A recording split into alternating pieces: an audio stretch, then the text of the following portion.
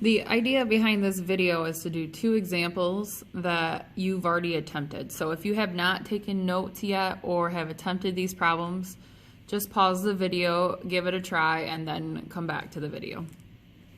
So you're writing an equation in standard form for an ellipse that has a vertex at 0, 5 and a co-vertex at 2, 0 and a center at the origin. So if the center is at the origin, you know it's 0, 0 for your h and k. So just to remind you of the standard form, it's either x squared over a squared plus y squared over b squared equals 1, or it's x squared over b squared plus y squared over a squared equals 1. So the idea is that wherever, you don't have to worry about too much with the a and b, but whatever has the larger number underneath tells you which one's your major axes. So we'll look at some examples so you can see that, but if this was 25 and this was 5, then it's going to be elongated ellipse. If you have 25 for your A and 4 for your B, because it's y-axis, the bigger numbers underneath the y, then it's going to be elongated up and down. So that's the idea when you look at those numbers.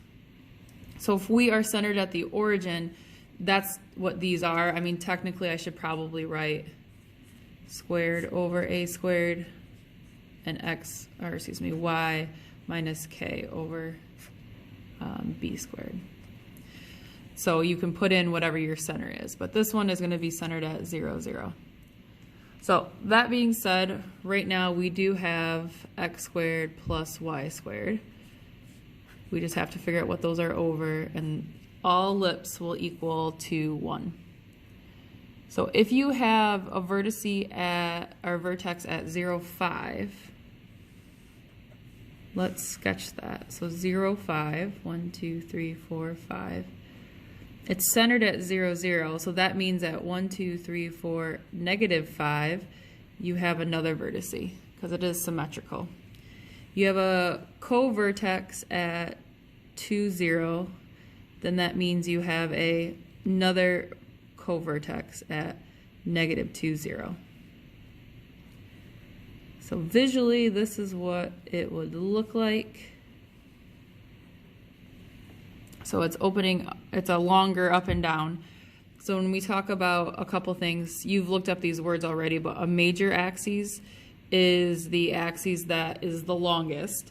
So the major axes in this one would be the y, because the ellipse is longer on the y. And you usually do the measurement. So it's 1, 2, 3, 4, 5 times 2. So this is 10 units. The minor axes would be the smaller axes, the one that is smaller going side to side, and this one would be 4 units. And I guess got that from counting across. We already know our center is at 0, 0. We already know our vertices. We have one at, and remember, vertices are the ones on the major axis, so the bigger, the longer one. So this would be 0, 5, and 0, negative 5. Your co-vertices are the ones that are on your minor axes. So in this case, that would be 2, 0, and negative 2, 0. Now, I know this problem isn't asking for all of this, but it's good to kind of go through and see what these are. So knowing where to put these, you have to figure out, is it the ellipse longer on the y or the x? And since it's longer on the y, that's where your bigger number is going to go. And the number is your a value, which is this length, squared. So this, maybe I'll just write a. So this would be 25. This value is your b, so that is 2, so your b squared is 4.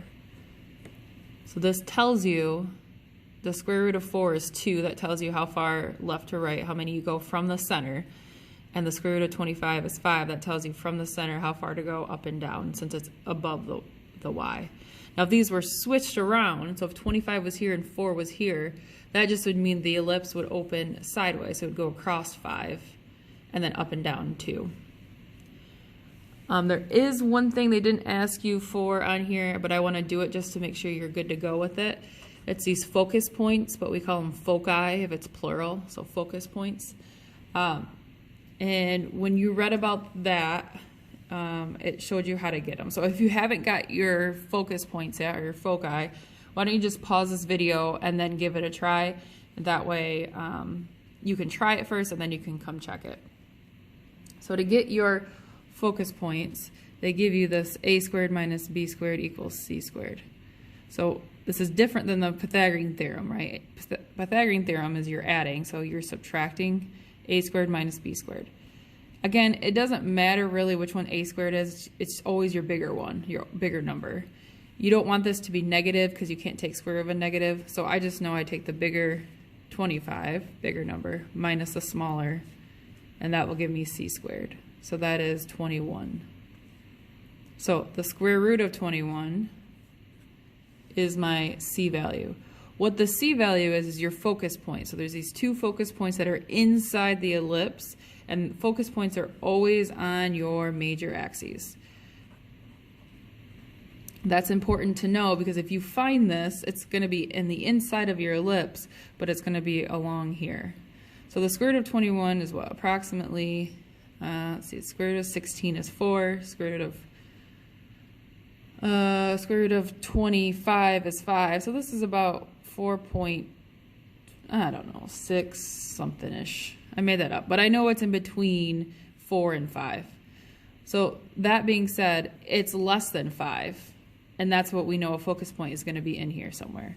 So if you were to graph this, 1, 2, 3, 4, and a little bit, I usually label a focus point with a little open square.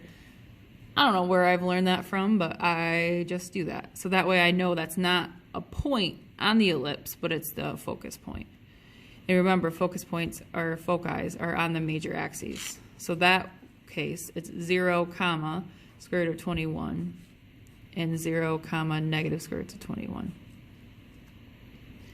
And I believe that is everything you need. I mean, it only asked for this, but these components are keyed, and make sure you're able to recognize what those are as well.